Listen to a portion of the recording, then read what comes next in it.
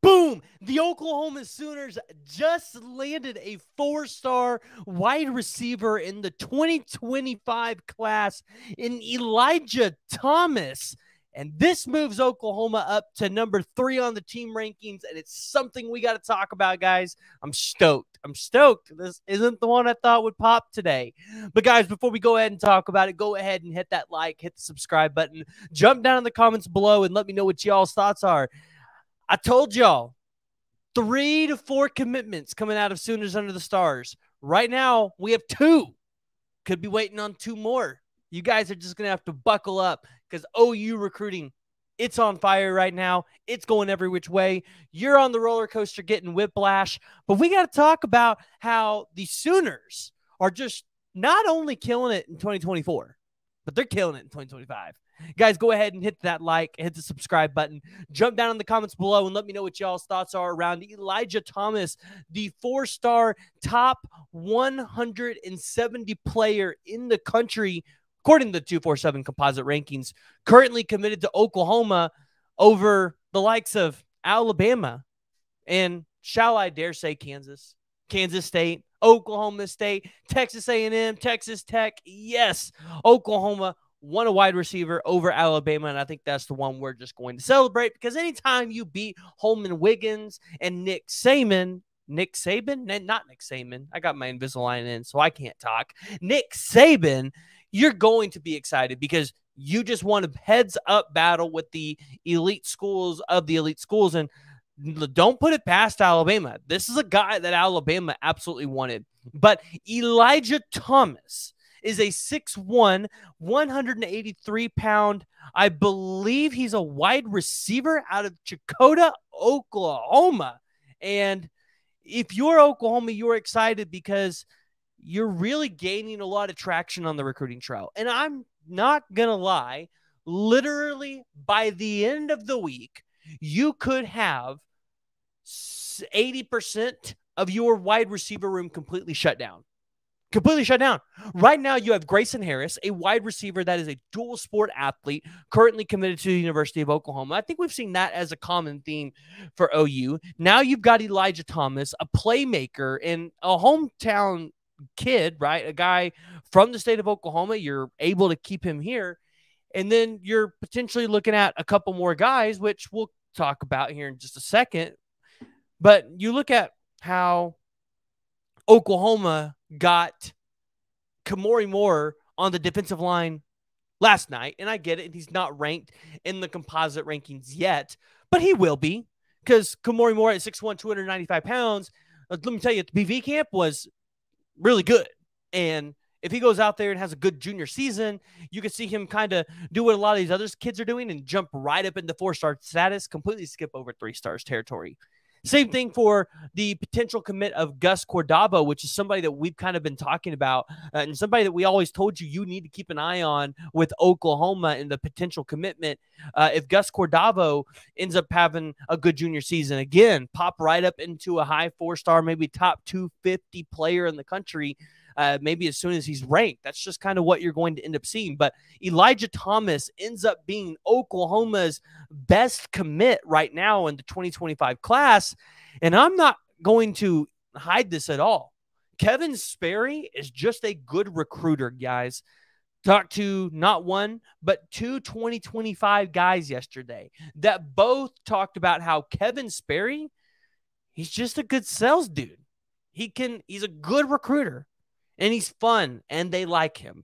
So Oklahoma having their quarterback in 2025 committed to the class, honestly, not a bad thing because he's able to go out there, he's able to recruit for you, and he's able to help build momentum for this class and get it going and get everybody excited.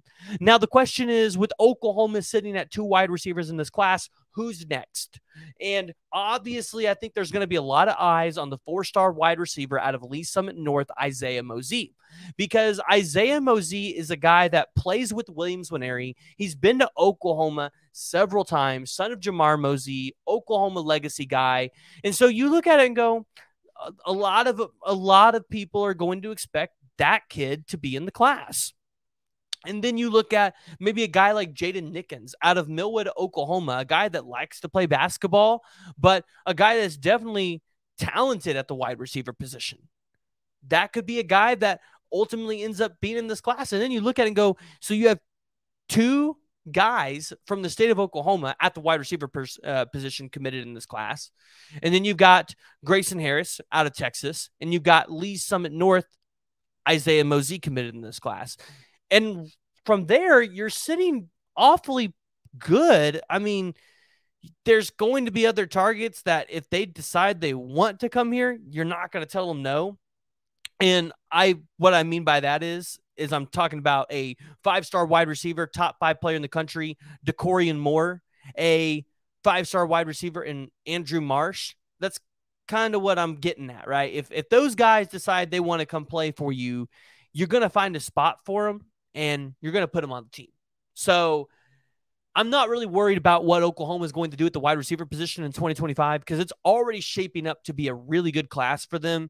And literally, by the time the 2025 cycle gets started, Emmett Jones might be able to kick off his shoes, take off his socks, put them up by the fire, and just sit back and relax and wait a little bit because, yeah, he's in a good position.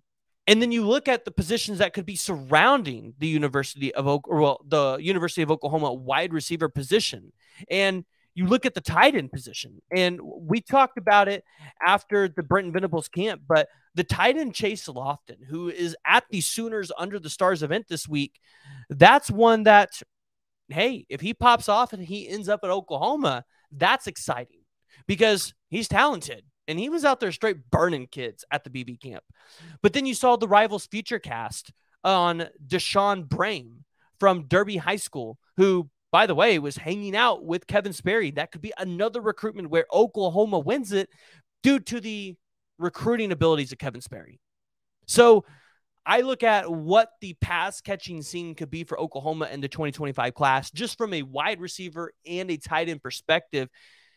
It's kind of exciting. You've got to be excited with what Oklahoma is doing on the recruiting trail. It's not just 2024 that's popping off for Oklahoma right now and getting started. It's the 2025 class. You see the offensive linemen.